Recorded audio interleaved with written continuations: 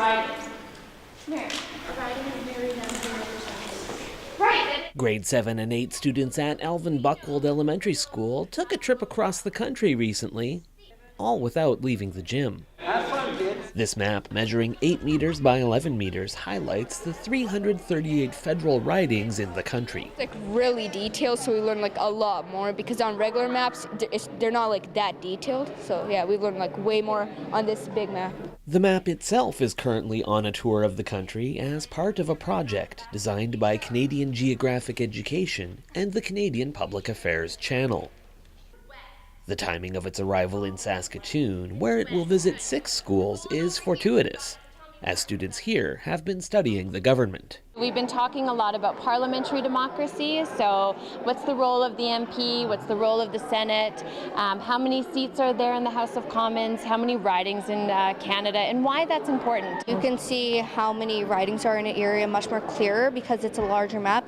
You can also assume how much the population is by the amount of ridings there are. The map was brought to the school by MPs Gerard Deltel from Quebec and Kevin Waugh, who represents the riding where the school is located. That made the visit extra special for Thornhill, as Waugh also happens to be her father. One of them is Saskatoon Grasswood, which we live in today. And our MP is who? Kevin Waugh. Oh, welcome. Having your dad as the local MP, you definitely get to talk a lot about politics at supper time. And so usually my dad and I would just be talking about what I'm doing in the classroom, and then we start to brainstorm ways on how he can help. And that's how we brought the map to Alvin Buckwold. When you see the map, you understand what Saskatchewan has and Alberta has and Ontario. So that's part of growing up and get immersed in politics. You don't have to talk about parties. You can learn other ways, like right behind me with the map. Waugh was impressed with the knowledge the students demonstrated as they explored our country. We learned of how law is made, because there's so many steps. At first you just think it's one step that are just declare it, but there's many more that come forth for it. I think we saw in the last election in 2015, young people started to get interested in politics federally. We hadn't seen that in a while.